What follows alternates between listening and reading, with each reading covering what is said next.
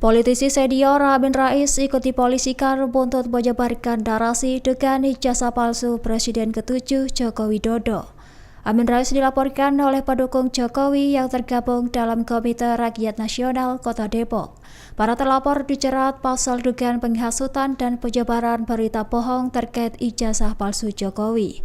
Ketua Kornas Kota Depok Karim Rahayan menyebut beberapa nama terlapor termasuk Amin Rais, Roy Suryo hingga Gus Dur. Menurutnya para terlapor diduga melanggar pasal 160 dan 161 KUHP terkait penghasutan di tempat umum. Terlapor diduga menyebarkan narasi palsu soal kehasilan ijazah Jokowi di media sosial dan ruang publik. Sementara itu, kubu Jokowi mendesak Polres Kota Depok untuk segera menindaklanjuti laporan demi menjaga wibawa hukum. Karim juga menekankan bahwa keaslian ijazah Jokowi telah dikonfirmasi langsung oleh Universitas Gadjah Mada. Menanggapi hal itu, Roy Suryo menyebut pelaporan dirinya sebagai tindakan pengecut. Mantan Menpora itu menyatakan siap menghadapi proses hukum yang berlaku.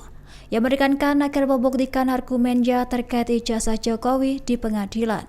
Lantas, proses hukum ini pun menjadi sorotan publik di tengah dinamika politik nasional. Download Tribun X sekarang, menghadirkan lokal menjadi Indonesia.